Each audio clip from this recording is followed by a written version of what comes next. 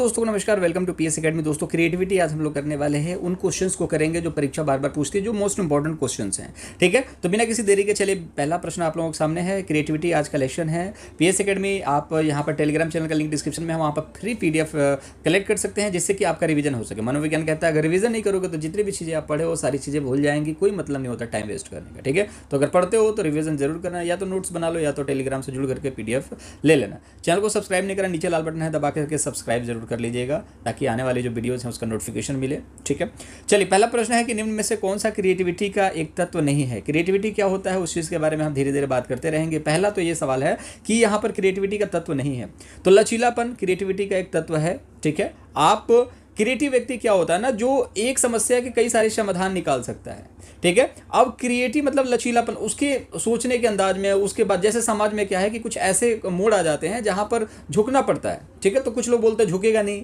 ठीक है, तो क्रिएटिव व्यक्ति क्या करेगा, सर झुका लेगा, कहेगा सॉरी फॉर दैट, गलती हो गई। ठीक है, क्रिएटिविटी दिखा रहा है, कहने का मतलब है कहीं भी झुकना भी पड़े तो इंसान झुक सकता है, वो लेवल होता है उसका। ठीक है, स्मृतिकरण ये बिल्कुल गलत बात है। यहाँ पर याद करना क्रिएटिविटी नहीं है। कुछ बच्चों को आपने देखा होगा क्लास में जो याद करके आ जाते हैं, ये मतलब उनको शिक्षण सूत्र याद करा दो, जितने भी सारे शिक्षण सूत्र याद कर लेंगे, जितनी भी चीजें हैं याद करने वाली, ठीक है, वो सब तोता बन जाते हैं, रटंतु विद्या। ठीक है, वो सारी चीजें क्रिएटिविटी में नहीं आती है। धारा प्रवाहिता, देखिए धारा प्रवाहिता, जैसे कि धारा प्रवाहिता में बहुत सारी चीजें होती हैं। आपके विचारों की धारा प्रवाहिता, इधर से विचार आ रहे हैं, इधर से विचार आ रहे हैं, दोनों तरफ से विचार आ रहे हैं, लेकिन कौन से विचार को आपको अडॉप्ट करना है, ये आपके ऊपर क्रिएटिविटी है। जैसे आप बसों में जाते हो तो देखो हाथमोला बेचने वाला कितनी अच्छी तरीके से पाचन, पता नहीं कैसे कैसे बोलते हैं, पाचन कर लो, पेट साफ होगा, ऐसा कुछ कर बताते हैं। जैसे आप होटल्स में चले जाओ, रेस्टोरेंट में चले जाओ, वहां पर आलू कोफ्ता, आलू बैगन, पनीर, पता नहीं कैसे धारा प्रवाहिता देख, तो वो क्रिएटिविटी है। आप नहीं कर सकते, नॉर्मल इंसान नहीं कर सकता, क्रिएटिव इंसान नहीं कर सकता। ठीक है, मौलिकता मतलब नैतिकता होनी चाहिए उनके अंदर। ठीक है, क्रिएटिविटी है लेकिन आप लोगों की इज्जत नहीं करते हो, आपके पास कहीं ना कहीं तमीज़ नहीं है, तो यहाँ पर आपकी क्रिएटिविटी की कहीं काउंटिंग नहीं है। ठीक है, तो यहाँ पर सारी चीज़ें होनी चाहिए। तो ऑप्शन नंबर सेकेंड आपका इंपॉर्टेंट नहीं है, रटंतु विद्या। कम बुद्धि वाला भी व्यक्ति हो सकता है। देखिए कम बुद्धि वाला व्यक्ति है वो भी हो सकता है, क्या हो सकता है, सृजनशील, क्रिएटिव जिसको हम कहते हैं, क्रिएटिव, सृजनशीलता, क्रिएटिविटी, ये सारी चीज़ें कम बुद्धि वाला। जैसे कि आईक्यू की बात की जाती है ना, जैसे 90 से लेकर के 109 जो होता है सामान्य बुद्धि होता है। ठीक है, जिसमें अपन लोग आते हैं। ठीक है, बहुत ज़्यादा बच्चे जो हैं 110, 120, 130, 135 तक हैं, वो बच्चे भी क्रिएटिव हैं। अपन लोग भी थोड़ा बहुत क्रिएटिव हैं, लेकिन उससे नीचे अगर मान के चलो 90 से नीचे वाले बच्चे को कम बुद्धि वाला कहा जाएगा। 80 बुद्धि है तो क्या वो क्रिएटिव नहीं हो सकता? आप पंखा ठीक कर सकते हो क्या? नहीं कर सकते, लेकिन वो बच्चा पंखा भी ठीक कर सकता है, ट्यूबलाइट भी बदल सकता है, आपका कहीं ना कहीं प्लम्बर का भी काम कर सकता है, सारी चीज़ें कर सकता है एक कम बुद्धि वाला। तो बुद्धि को ये डिफाइन नहीं कर सकते आईक्यू से। ठीक है, आईक्यू से डिफाइन नहीं कर सकते। क्रिएटिविटी जो है ना, क्रिएटिविटी को आईक्यू से डिफाइन नहीं कर सकते। सृजनशील व्यक्ति जो है कम बुद्धि वाला भी हो सकता है और ऊपर वाला बुद्धि वाला भी हो सकता है जो 90 से ऊपर है। ठीक है, तो ऑप्शन नंबर थर्ड के साथ जाएंगे, बिल्कुल हो सकता है। और ये सवाल बार बार परीक्षा पूछती है क्योंकि बच्चों को ऐसा लगता है कि कम बुद्धि वाला नहीं हो सकता है, समझ रहे हो ना आप? ठीक है, क्रिएटिविटी उत्तरों के लिए आवश्यक है। जैसे आप इंटरव्यू में परीक्षा आपसे सवाल सवाल पूछा जाता है कि बताओ इसके बारे में, तो आपका जो क्रिएटिव उत्तर दोगे, कब दोगे क्रिएटिव उत्तर? जब आपके पास विषय वस्तु आधारित चीज़ें होंगी। तो वो तो सिंपल सी बात है, अगर विषय वस्तु आधारित सवाल होंगे तो विषय वस्तु आधारित आपके जवाब भी होंगे। बंद उत्तर वाले प्रश्न, देखिए दो तरीके के प्रश्न होते हैं, एक होते हैं बंद, एक होते हैं मुक्त। ठीक है, अब मुक्त मतलब कि देखो कोई चीज़ मुक्त है तो मतलब क्या है, मोह माया से मुक्त है। ठीक है, वो कहीं भी जा सकता है। बंद मतलब कि वो बंद है। ठीक है, अब यहाँ पर आप देखोगे जो बंद उत्तर वाले प्रश्न होते हैं, आपका नाम क्या है, तो आप कितने जवाब दे सकते हो? सिर्फ एक ही जवाब दोगे। ठीक है, ज़्यादा से ज़्यादा 2 सवाल जवाब दे सकते हो, मेरा नाम ये है, घर का नाम ये है। लेकिन अब मुक्त सवाल में आपका पूछा जाएगा कि आपकी तारीफ, आप हैं कौन भैया, तो यहाँ पर वो बताएगा वो है कौन, कहाँ से आया, पापा क्या करते हैं, वो पहले क्या करता था। ये मुक्त उत्तर वाले प्रश्न हैं। तो क्रिएटिविटी वाले उत्तरों के लिए आवश्यक है कि मुक्त उत्तर वाले प्रश्न उनसे पूछे जाएं। ठीक है, तो उससे एग्जामिनर अगर आपसे सवाल पूछता है तो मैक्सिमम टाइम कौन सा सवाल पूछता है आपसे, मुक्त उत्तर वाले प्रश्न, जिसमें वो आपकी क्रिएटिविटी को चेक कर सके। ठीक है, नेक्स्ट क्वेश्चन है, सृजनात्मकता की पहचान होती है, तो याद रखिएगा सृजनात्मकता की पहचान कैसे होती है? पुराने व्यवहार से, आपका पुराना व्यवहार उसे डिपेंड नहीं करता। नृत्य से, अगर ऐसा डांस करने से हर कोई क्रिएटिव होता तो बहुत सारे डांस करने वाले हैं, गाने वाले, चित्रकला मतलब कलाकारी करने वाले भी क्रिएटिव नहीं है। हाँ ठीक है, कला में वो उनकी क्रिएटिविटी है। ये ऑप्शंस जो है ना, ये कुछ यूनिक है, ये क्रिएटिविटी है, लेकिन आपको इन क्वेश्चंस में ना एडिशनल देखना है कि जो सबसे बढ़िया यहाँ पर आपको देखने को मिलता है उसका उत्तर, ठीक है। तो आजकल का ट्रेंड थोड़ा बदला हुआ है, ऑप्शन सारे एक जैसे लगेंगे, लेकिन उसमें से बेहतरीन जो आंसर होगा भाई आपको देखने को मिलेगा तो नवीन उत्पाद और नवीन रचना की बात की जा रही है। आप देखिएगा चित्रकला में, मुझे आती नहीं है चित्रकला, वैसे समझ लो कि चित्रकला में किसी आदमी की फ़ोटो बना दी गई, ठीक है, किसी आदमी की फ़ोटो बना दी गई ऐसे करके, ठीक है, कुछ आदमी बना दिया गया, चित्रकला कर दी गई, ठीक है। अब कुछ क्रिएटिव क्या करेंगे कि आदमी को चांद के ऊपर बैठा देंगे बना करके। कुछ नवीन रचना, देखिए नवीन रचना इंपॉर्टेंट है, चित्रकला तो ठीक है क्रिएटिव चीज़ें हैं, लेकिन चित्रकला में भी नई रचना को करना वो होती है क्रिएटिविटी। जैसे बहुत सारे लोग डांस करते हैं, अब सभी ट्रेडिशनल गोविंदा जैसे डांस कर रहे हैं, लेकिन कोई आया ब्रेक डांस करने लगा तो नवीन रचना कर दी, फिर कोई कथक करने लगा, कोई कथकली करने लगा, ठीक है। तो यहां पर जब आप देखोगे नवीन रचनाएं जब किसी भी चीज़ में घुसती हैं तो वो क्रिएटिविटी कहलाती है। जैसे कि आप मान के चलिए कि आप सीडीपी पढ़ते हो, ठीक है, सीडीपी पढ़ते हो या फिर सीटेट की प्रिपरेशन कर रहे हो, यूपीटेट सुपरटेट की प्रिपरेशन कर रहे हो, वही घिसी पिटी चीज़ें पढ़ते हो, वही किताब उठा करके रटना स्टार्ट करते हो, समझना स्टार्ट करते हो, तो यहाँ पर क्रिएटिविटी नहीं है, क्योंकि माहौल थोड़ा सा बदला हुआ है और कॉम्पिटिशन थोड़ा सा टाइट है। तो अब यहाँ पर नवीन रचना क्या है कि आप मॉक टेस्ट देना स्टार्ट करो, कुछ अलग करोगे ना, तो जो अभी से पढ़ाई लिखाई स्टार्ट कर देगा, मॉक टेस्ट देना स्टार्ट कर देगा, वो क्रिएटिव है। और क्रिएटिव बच्चे मैक्सिमम टाइम देखा गया 99% वो फेल नहीं होते, और 1% बुरी किस्मत वो किसी की भी हो सकती है, ठीक है। ऑप्शन नंबर 4 के साथ जाएंगे। शिक्षा में क्रिएटिविटी का प्रयोग किस रूप में होता है? तो सिंपल सी बात है, सिखाने के लिए भी होता है, तर्क शक्ति को बढ़ाने की, कल्पना शक्ति बढ़ाने की। ऑप्शन नंबर 4 के साथ जाएंगे। करके सीखना, देखिए करके सीखना किस विधि में है? तो मॉन्टेसरी, किंडरगार्टन, प्रोजेक्ट, सभी। मॉन्टेसरी विधि में आपको पता है परियों की कहानी से रिलेटेड यहाँ पर कौन सी विधि है? मॉन्टेसरी। किंडरगार्टन विधि है, ठीक है, इसके बारे में बताएंगे कि इसके जो खोज करता है वो कौन है। प्रोजेक्ट विधि, ठीक है, इसके बारे में भी आप कमेंट बॉक्स में ज़रूर बताएंगे। सभी चीज़ें क्या कहती हैं कि बच्चे को करके सीखने दो, उनको दे दो, वो खुद करेंगे और खुद सीखेंगे, ठीक है। तो ऑप्शन नंबर 4 के साथ जाएंगे। तो आपसे एक सवाल है कि किंडरगार्टन विधि, ठीक है, इसके खोजकर्ता कौन है? और प्रोजेक्ट विधि के प्रवर्तक के बारे में मैं पूछ रहा हूँ, प्रोजेक्ट विधि उसके प्रवर्तक कौन है, बताइएगा आप। जन्मजात सृजनशील व्यक्ति कौन थे? तो पता है आपको सृजनशील व्यक्ति कौन थे। अब क्रिएटिविटी के बारे में देखिए ना, कि जब भी ऐसा लगे जैसे मैथ के जादूगर हैं, ठीक है, ये आपको धर्म के बारे में बताएंगे, जैसे हिंदू धर्म के बारे में क्या शानदार स्पीच दी थी इन्होंने शिकागो सम्मेलन में, ठीक है। गांधी जी, इन्होंने भारत को आज़ादी दिलाई, कैसे दिलाई? क्योंकि ये क्रिएटिव थे, इनको पता था कि कब क्या करना है। एक चीज़ पर नहीं कि चलो अंग्रेजों को मार खदेड़ के मार के भगा दो, नहीं, जब ऐसा लगा कि मार के भगाना चाहिए तो उन्होंने ऐसा बोला। जब उन्हें लगा कि आंदोलन को वापस ले लेना चाहिए, उन्होंने आंदोलन को वापस ले लिया। जब जब उन्हें लगता था कि ये करने से ये चीज़ें बेनिफिट देंगी, वो वैसा ही करते थे। तो ये क्रिएटिविटी की ही एक गुण है, ठीक है, कि समय के साथ अपने आप को परिवर्तित कर लो, ठीक है। Option number 4। सृजनात्मकता की पहचान होती है तो नवीन उत्पाद, नवीन खोज, नवीन रचना, हर जगह नवीन नवीन है, तो सिंपल सी बात है, ऑप्शन नंबर 4 के साथ जाएंगे। नेक्स्ट है, निम्न में से बच्चों के सृजनात्मकता के विकास में सहायक नहीं है।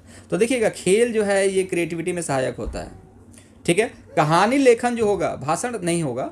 क्यों नहीं होगा? क्योंकि यार बोलने से भाषण, अगर भाषण कैसे होता है, जैसे कि भाषण में हम देखेंगे कि छोटे बच्चों की बात की जा रही है, यहाँ पर देखिएगा नेता लोगों की बात नहीं की जा रही है। अगर नेताओं की बात की जाएगी तो काफ़ी क्रिएटिव है, हाँ, आपको मैनिफेस्टो में सारी चीज़ें दिखा दी जाएंगी, मिलेगा आपको पता नहीं क्या क्या मिले, लेकिन क्रिएटिविटी है ना कि आपको ये चीज़ें दो, हम इतनी नौकरियां देंगे, उतनी नौकरियां देंगे। ये सारी चीज़ें क्या हैं? लुभावने मैनिफेस्टो हैं, जिससे कि लोग अट्रैक्ट होकर के वोट करेंगे। अब उसके बाद क्या होगा? 3-4 सालों में सब भूल जाएंगे, फिर नया मैनिफेस्टो जारी हो जाएगा, ठीक है। तो वो तो बड़ों के लिए है, वहाँ पर क्रिएटिविटी है, उनके भाषण में क्रिएटिविटी है, लुभाने की तरीके हैं। लेकिन यहाँ पर क्वेश्चन में साफ तौर पर लिखा है कि बच्चों के। तो बच्चों को क्या किया जाता है? जब आप भी छोटे थे तो आपको भाषण टीचर लिख करके दे देते थे और बोलते थे स्टेज पर जा करके आपको बोलना है। तो यार स्टेज पर जा करके जब बोलोगे अपने भाषण को, ठीक है, आप भाषण को जाकर के सिर्फ बोलना है, तो इसे क्रिएटिविटी कहीं दिखती है क्या? कहीं भी क्रिएटिविटी नहीं दिखेगी। खेलने से आपको क्रिएटिविटी देखने को मिलेगा, आपको खुद पता चलेगा कि किधर शॉट मारना है, रन मिलेंगे, यहाँ शॉट मारने से रन नहीं मिलते। कहानी को लिखोगे तो सोच की क्षमता विकसित होगी, तर्क क्षमता विकसित होगी, ठीक है। निर्माण संबंधी क्रिया, देखिए किसी चीज़ का निर्माण करेंगे तो उसको भी समझ में आएगा कि ये चीज़ें ऐसे निर्माण की जाती हैं, ठीक है, ऐसे जोड़ा जाता है। जैसे दोस्ती करनी है तो आपको पता नहीं है कि दोस्ती कैसे करनी है, ठीक है। आप दोस्ती करने के लिए जाते हो, हेलो आप मुझसे दोस्ती करोगे, तो ऐसे नहीं, आपको इंप्रेस करना पड़ेगा, चीज़ों को समझना पड़ेगा, उसको क्या अच्छा लगता है, क्या अच्छा नहीं लगता है। तो ये निर्माण करने की जो कला होगी, ये भी क्रिएटिव लोगों के पास है। लेकिन ये संभाषण वाली जो चीज़ें है, भाषण वाली ये चीज़ें नहीं है, नहीं पूछा है, तो ऑप्शन नंबर 2 के साथ जाएंगे। ठीक है, हम लोग क्वेश्चंस को तो डिस्कस करते हैं, साथ ही थोड़ा सा एक्सप्लेनेशन भी इंपॉर्टेंट है दोस्त, ताकि चीज़ें थोड़ा सा आपको समझ में आए। ठीक है, क्वेश्चन आंसर सेट तो आपको पीडीएफ के माध्यम से टेलीग्राम पर भी मिल जाएगा, बट थोड़ा सा समझते हुए चलोगे तो अच्छी चीज़ें होंगी आपके लिए आने वाले भविष्य के लिए। सृजनशील बालक के प्रमुख गुण है कौन सा? समायोजनशीलता। बिल्कुल सिंपल सी बात है, 4 दोस्त हैं, एक दोस्त से बात करोगे तो दूसरा नाराज हो गया तो उसको ज़्यादा टाइम देता है, तो समायोजन करना पड़ेगा। 2 से मिलोगे तो पापा नाराज हो जाएंगे, पापा से अगर घर से नहीं निकलोगे तो दोस्त नाराज हो जाएंगे। ठीक है ना, तो समायोजन करना बहुत ज़रूरी है। और क्रिएटिव बच्चे जो हैं वो आपका यहाँ पर समायोजन करते हैं। हंसी वाली प्रवृत्ति होनी चाहिए, बिल्कुल से मुस्कुराना है भाई, चाहे कुछ भी हो जाए मुस्कुरा, रोना नहीं है। क्रिएटिव लोग रोते कब हैं? जब नौटंकी करनी होती है, मतलब नाटक करना होता है, क्योंकि लचीलापन भी तो होता है इनके अंदर। तो यहाँ पर हंसी वाली प्रवृत्ति होना चाहिए। ठीक है, आपको लगना चाहिए, आपको लगता है कि रोने से यहाँ पर काम बनेगा, तो क्रिएटिव बच्चा क्या करेगा? रो देगा वहाँ पर। ठीक है, ठीक है, चलिए। सौंदर्यात्मक गुण होना चाहिए। ठीक है, ये भी इंपॉर्टेंट है। ठीक है, सिंपल सी बात है, ऑप्शन नंबर 4 के साथ जाएंगे। ठीक है, अगर देखिए आपको ये समझ में आता है, ये समझ में आता है, 2 ऑप्शंस आपके सही हैं, और ये सौंदर्यात्मक गुण के बारे में आपको समझ में नहीं आ रहा है, फिर भी 2 जब सही हैं तो ऑप्शन नंबर 4 के साथ आप जाएंगे। ठीक है, चलिए। और सौंदर्यात्मक गुण जो है वो इंपॉर्टेंट है। ठीक है, तो क्रिएटिविटी में वो भी इंपॉर्टेंट रोल प्ले करता है। अब देखिएगा, सृजनात्मकता की अभिव्यक्ति पाई जाती है। ठीक है, सृजनात्मकता की अभिव्यक्ति पाई जाती है, किस में पाई जाती है? मतलब आप इन चारों में से आप देखोगे कि क्रिएटिविटी पाई कहाँ जाती है?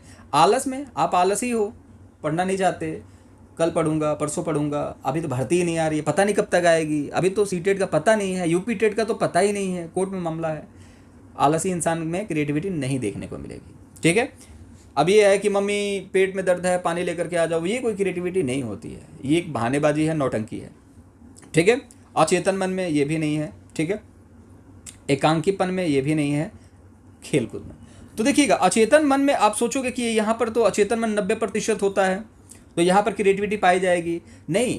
लेकिन अचेतन मन में आएगी कहाँ से? खेल कूद से। तो सिंपल सी बात है, अभिव्यक्ति पाई कहाँ जाती है भैया? खेल कूद में। ऑप्शन नंबर 4 के साथ जाएंगे।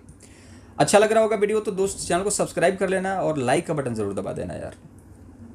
देखिए, क्रिएटिव बच्चों का मूल गुण है, मतलब सृजनात्मक बच्चों का मूल गुण है, उनके अंदर कौन से गुण होने चाहिए? जैसे आप क्रिएटिव हो तो इन सभी में देखो, आप नैतिक हो क्या?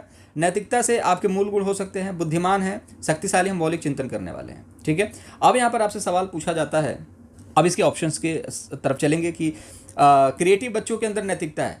अगर कोई बच्चा है जो माता पिता की बातों को मानता है, ठीक है, तो क्या वो नैतिक है? मतलब क्रिएटिव है? पॉसिबल नहीं है, जरूरी नहीं है कि वो बात मानता हो, नैतिक हो तो उसके अंदर क्रिएटिविटी हो। मैंने दूसरी बात बताई है आपको कि यहाँ पर वे बुद्धिमान होते हैं, जरूरी नहीं है क्रिएटिव बच्चे जो है बुद्धिमान हो। ठीक है, वो मंद बुद्धि भी हो सकते हैं। तो मूल गुण ये नहीं है। मूल मतलब कि आपका जैसे कि मकान बनता है ना, तो जो पिलर होता है, बेस होता है, उसकी बात करें कि बिल्कुल बेसिक चीज़ क्या है। तो शक्तिशाली होते हैं, बिल्कुल ऐसा नहीं है। ऐसे तो खली भी क्रिएटिव हो सकते हैं, ठीक है, वो भी बहुत शक्तिशाली हैं। लेकिन यहाँ पर चिंतन की एक प्रक्रिया के बारे में बात करेंगे तो वो है मौलिक चिंतन। अब यहाँ पर आप देखोगे कि चिंतन आ गया ना, क्रिएटिविटी में आपको मौलिक समझ में नहीं आ रहा है। क्रिएटिविटी में नैतिकता इंपॉर्टेंट नहीं है, बुद्धिमान और शक्तिशाली नहीं, चिंतन इंपॉर्टेंट है। जो बच्चा जितना ज़्यादा सोचता है वो उतना ज़्यादा क्रिएटिविटी कर सकता है, क्योंकि सोच फालतू में थोड़ी रहा है, कुछ ना कुछ तो सोच रहा है ना कि ज़िंदगी में क्या होगा, भर्ती नहीं आएगी तो क्या करने वाले हैं अपन लोग, भर्ती नहीं आएगी तो करेंगे क्या, तो कुछ तो सोचेगा, कुछ तो आइडियाज़ निकालेगा। जब कुछ आइडियाज़ उसके पास होंगे, किसी से और लेगा, 2-3 आइडियाज़ मिलकर एक तीसरा आइडिया का निर्माण करेंगे। ठीक है, तो वो क्रिएटिविटी देखने को मिलती है चिंता से, चिंतन से। ठीक है, चिंता नहीं, चिंतन, चिंता चिंतन एक ही समान है। ठीक है, अब चिंता जो होता है वो निगेटिव होती है, किसी चीज़ को लेकर के होती है, और चिंतन जो होता है वो पॉजिटिव होता है। ठीक है, इस चीज़ को याद रखिएगा। तो यहाँ पर ऑप्शन नंबर 4 के साथ चले जाएंगे। और देखिए, मौलिक चिंतन के बारे में हम देखेंगे, जैसे शिक्षण से रिलेटेड है, स्मरण से रिलेटेड है, ठीक है, कल्पना, ये आपका कल्पना, तर्कणा, ये सारी चीज़ें जो होंगी यहाँ पर आपको देखने को मिलेंगी। एक समय में अनेक विचारों पर ध्यान केंद्रित करने वाला व्यक्ति होता है, एक समय में अनेक विचारों पर। ठीक है, यहाँ पर आप हो, आपके दिमाग में बहुत सारी चीज़ें चल रही हैं कि यार मैं सीडीपी पढ़ लेता हूँ, पीएस एकेडमी से बढ़िया पढ़ाया जा रहा है, सिंपल सी बात है, आएगा टेट में भी आएगा, यूपी टेट में भी पास हो तो सुपर टेट में भी आएगा, यार यहाँ पर KVS में भी आएगा, यार यहाँ पर DSSB में भी आएगा। तो यार एक बार पढ़ लेने से क्या दिक्कत है, सब जगह तो आएगा ही ना। तो वो सिर्फ सुपर टेट पर टारगेट नहीं करा है यूपी के, वो KVS पर भी, DSSB पर, हर जगह टारगेट करके चलता है बच्चा। वो बच्चा जो होता है वो क्या होता है? सृजनशील होता है। ठीक है, सृजनशील होता है। अब ऐसा नहीं है, अब बोला ये भी जाता है कि हर जगह टांग पसारोगे तो कहीं ना कहीं आपका सिलेक्शन नहीं होगा, किसी एक चीज़ का फिक्स प्रिपरेशन करो। तो यार सारी चीज़ें तो टीचर की जॉब है ना, तो टीचर की जॉब है, जो यहाँ पूछा जाएगा मैक्सिमम चीज़ें यहाँ पर 70-80% तो पूछी जाती है, तो तीनों को लेकर के चलो ना तैयारी, तीनों को एक पर ध्यान फोकस करोगे, भर्ती नहीं आएगी तो केवीएस आगे, फिर केवीएस की तैयारी तो करोगे ना, कि वही वाला सिद्धांत काम आएगा कि एक पर ही फोकस है। केवीएस का फॉर्म नहीं भरोगे, बिल्कुल भरोगे, ठीक है। तो याद रखिएगा क्रिएटिव व्यक्ति जो होता है वो सभी जगह ट्राई मारता है, जो शिक्षक से रिलेटेड यहाँ पर आपके पोस्ट आते हैं तो वो होते हैं आपके क्रिएटिव। यदि प्रमस्तिष्क का बायां गोलार्ध प्रबल है तो व्यक्ति के विचारों में कौन सा तत्व पाया जाता है? यहाँ देखिएगा बायां गोलार्ध। अब बायां गोलार्ध हमारे यहाँ के यहाँ ये फिगर है, ठीक है। तो ये जो फिगर है बायां गोलार्ध की बात की जाएगी तो बायां गोलार्ध कहाँ देखने को मिलेगा? यहाँ पर, ठीक है। हमें जो हमारी नज़रों से दाहिना दिखेगा स्क्रीन में, लेकिन होगा बायां। तो यहाँ पर देखोगे तर्कना देखने को मिलेगा, ठीक है, तर्कना। अब क्वेश्चन में देखोगे तो ऑप्शन देखोगे तो स्वतंत्रता विवेकशीलता कोई मतलब होता है, मस्तिष्क में आपको तर्कना देखने को मिलेगा। क्रिएटिविटी संबंधित किससे है? तो सिंपल सी बात है, मैंने बार बार बोला आपको, अपसारी चिंतन। कैसे याद करोगे? एक मकान बनाया, उसके ऊपर एक और, उसके ऊपर एक और, एक उसके ऊपर एक और, फ्लैट बना दिया। अप मतलब कि एक के ऊपर एक, ठीक है। अप मतलब एक के ऊपर एक, मतलब कि कितनी सारी हो गई? 1 2 3 4, चार चीज़ें। क्रिएटिव व्यक्ति के पास एक से ज़्यादा समस्या के समाधान होते हैं ना, एक से ज़्यादा तरीके होते हैं, और सभी कहाँ हो रहे हैं? एक दूसरे के ऊपर हैं, तो अपसारी होगा, ठीक है। एक समस्या का एक ही समाधान अभिसारी चिंतन होता है, ठीक है। तो ये सब होगा नहीं। चलिए नेक्स्ट है सृजनात्मकता पर अत्यधिक जोर कब देना स्टार्ट किया गया? तो 1945 के बाद, ठीक है। अब देखिए बायां गोलार्ध हमने पढ़ लिया है, अब हमारा है दाहिना गोलार्ध। तो यहाँ पर हमने क्या देखा था? ये बायां गोलार्ध था, अब ये हमारा दाहिना गोलार्ध होगा, ठीक है। अब ये हमारा दाहिना गोलार्ध है। अब दाहिना गोलार्ध में क्या देखने को मिलेगा? क्रिएटिविटी। बिल्कुल सिंपल सवाल है। सृजनात्मकता पर प्रभाव पड़ता है, किसका प्रभाव पड़ता है भैया? क्रिएटिविटी पर प्रभाव किसका पड़ता है? वातावरण का पड़ता है। जैसे संगत वैसी रंगत, ये तो मैं बोलता हूँ कि चमत्कार है एक बाल विकास के लिए। वातावरण साफ तौर पे बोला गया, वातावरण जैसा होगा बच्चे का प्रोडक्ट भाई वैसा ही होने वाला है। बच्चा जो है प्रोडक्ट जो है वैसा ही होगा। वाटसन भी यही कहते हैं, व्यवहारवादी हैं, उन्होंने कहा था तो मुझे बालक दे दो, मैं उसको जो मर्जी बना दूंगा, ठीक है। अधिगम इंपॉर्टेंट है, जैसा बच्चा सीखता है उस हिसाब से क्रिएटिविटी भी उसकी विकसित होती जाती है, और उसकी जैसी वृद्धि होगी वातावरण में, जैसा कि उसका विकास होगा, वो भी क्रिएटिविटी पर डिपेंडेंट करता है। ऑप्शन नंबर 4 के साथ जाएंगे। अब यहाँ पर एक और सवाल है, अधिक सृजनशील व्यक्ति हो सकता है? जो क्रिएटिव व्यक्ति है बुद्धिमान भी हो सकता है, कम बुद्धि वाला भी हो सकता है। ऑप्शन नंबर 1 और 2, मतलब 1 और 2, तो ऑप्शन नंबर 3 के साथ जाएंगे। सृजनशील व्यक्ति में पाया जाता है, देखिए कि जो क्रिएटिव व्यक्ति है वो अपनी बात पर ड्रिल रह सकता है, बिल्कुल सही बात है। डरपोक हो सकता है, बिल्कुल सही बात है, डरपोक भी हो सकते हैं। जो बच्चा लड़ाई झगड़े से डरता हो तो क्या वो क्रिएटिव नहीं हो सकता? बिल्कुल हो सकता है। जटिल समस्याओं में रुचि, बिल्कुल फैक्ट वाली बात है, और जटिल समस्याओं को निपटाने की कोशिश करता है। ऑप्शन नंबर 4 के साथ चले जाएंगे। Option number 4। सामान्य सृजनशील बालक की बुद्धि लब्धि कितनी होती है? तो भैया देखिए, निम्न, उच्च, जड़ और 1 2 3, ठीक है। तो सामान्य सृजनशील व्यक्ति की जो हम बात करेंगे बुद्धि लब्धि क्या होगी? वो होगी उच्च, ठीक है। अब सृजनशील में भी बहुत सारी कैटेगरी है। अब यहाँ पर देखिएगा, अगर सामान्य सृजनशील की बात की जा रही है, अब यहाँ पर निम्न बुद्धि होगी, ठीक है, जड़ बुद्धि होगी, तो यहाँ पर काम नहीं चलने वाला, ठीक है। तो उच्च बुद्धि यहाँ पर बुद्धि लब्धि देखने को मिलेगी क्रिएटिविटी के लिए, ठीक है। मैटर नहीं करता कि आपका यहाँ पर बुद्धि लब्धि, जैसे कि देखिए क्रिएटिव हो, सृजनशील हो, ठीक है। अब इसके लिए उच्च बुद्धि लब्धि और निम्न बुद्धि लब्धि मैटर नहीं करती, लेकिन यहाँ पर सामान्य बुद्धि लब्धि के लिए, सामान्य क्रिएटिविटी के लिए आपका पास यहाँ पर उच्च बुद्धि लब्धि होनी चाहिए। ऑप्शन नंबर 2 के साथ जाएंगे। सृजनशील बालक की विशेषता होती है, क्या होती है? अंतर्दृष्टि, बोधगम्यता, मौलिकता। सिंपल सी बात है, अंतर्दृष्टि मतलब दूर की सोच रखने वाला। अब अंतर्दृष्टि का सिद्धांत किसने दिया था? ठीक है, तो अंतर्दृष्टि सोच का सिद्धांत कोहलर ने दिया था। मौलिकता के बारे में हमने देख लिया, मौलिक चिंतन के बारे में, ठीक है। तो यहाँ पर पहला और दूसरा सही हो गया, तो ऑप्शन नंबर 4 के साथ जाएंगे, सही है। बोधगम्यता भी इंपॉर्टेंट है, ठीक है। एक बालक सामान्य वस्तु से नए नए प्रयोग करता है, तो एक बालक है जो सामान्य वस्तु से नए नए प्रयोग करता है, तो वो जाहिर सी बात है वो क्या है? सृजनात्मकता है उसके अंदर, ठीक है। किसी भी एक चीज़ को लेकर के अलग अलग प्रयोग कर रहे हो तो वो क्या है? क्रिएटिविटी है। सिंपल सी बात है, वो क्या हो गया? क्रिएटिविटी, ठीक है। जैसे आपने मोबाइल ले लिया, आप मोबाइल से अलग अलग प्रयोग करने की कोशिश कर रहे हो, ठीक है, तो आपका यहाँ पर क्या देखने को मिलेगा? जैसे मोबाइल से क्या क्या मूवीज़ भी बना लिया आपने, वीडियो बना लिया यूट्यूब पर, फ़ोन पे पेमेंट कर रहे हो इधर उधर, ठीक है ना, गेम्स भी खेल रहे हो।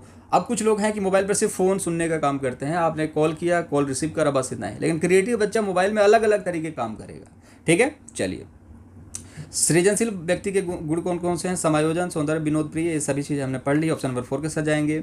मौलिक परिणामों को अभिव्यक्त करने की मानसिक प्रक्रिया है, तो यहाँ पर देखेंगे मौलिक परिणामों को अभिव्यक्त करने की मानसिक प्रक्रिया है। अब पढ़ रहे हैं सृजनशीलता तो सृजनशीलता ही होगा। तो ये सब सवाल हैं आप लोगों के कुछ इंपॉर्टेंट। वी के पासी का संबंध किस विश्वविद्यालय से है, तो वो है इंदौर से। इन्होंने यहाँ पर देखिएगा, इन्होंने क्रिएटिविटी के बारे में 6 प्रकार बताए थे, ठीक है, इसको भी याद रखेंगे। अब लास्ट है आपका सृजनात्मक व्यक्ति में व्यक्ति वही होता है जो ईडी, ईगो, सुपर ईगो में समन्वय करता है। इसके बारे में हम अलग से एक लेक्चर करेंगे, तो उसके लिए परेशान बिल्कुल भी नहीं होंगे। ईडम, ईगो और सुपर ईगो के बारे में अलग से एक लेक्चर करेंगे, बड़ा ज़बरदस्त लेक्चर होने वाला है, ठीक है। ये तीनों बहुत इंपॉर्टेंट है, बच्चे पढ़ते हैं भूल जाते हैं, ठीक है। तो इसमें तो गिलफोर्ड, अल्पोर्ट, राइस नहीं है, ऑप्शन नंबर 4 होगा। ये कौन है, इनके बारे में कमेंट बॉक्स में आप छाप दीजिए अगर पूरा वीडियो देखा है तो। क्रिएटिव व्यक्ति वही होता है जिसके अंदर ये इसमें तीनों में समन्वय बना करके चलता है। ये बहुत ही अच्छी बात बोली है, इदम, ईगो और सुपर ईगो में, ठीक है। सुपर ईगो मतलब कि साधु संत हो गया बच्चा, मतलब सुपर ईगो, ठीक है, साधु संत हो गया। इदम मन मचलता रहता है, वो है। अब बाकी ईगो क्या है उसके बारे में हम जब ईगो, सुपर ईगो पढ़ेंगे तो हम सारी चीज़ें डिस्कस करेंगे। ऑप्शन नंबर इसमें डी होगा, लेकिन इसके नाम को आप बताएंगे। 27 नंबर क्वेश्चन का ऑप्शन नंबर बताइएगा, मतलब नाम बताइएगा किसने इसके बारे में बताया था। आज का टॉपिक सिर्फ इतना ही था। मुलाकात करेंगे अगली वीडियो में, अपना ख्याल रखेंगे, चैनल को सब्सक्राइब करते हुए जाएंगे। और दूसरी चीज़ ये है, टेलीग्राम पर पीडीएफ मिलेगी, तो पीडीएफ जरूर पढ़िएगा, क्योंकि ये पीडीएफ जो है आपके कॉन्फिडेंस को बूस्ट करेंगे, क्योंकि इससे ज़्यादा प्रश्न परीक्षा में बनते नहीं है दोस्त, ठीक है। अपना ख्याल रखेंगे।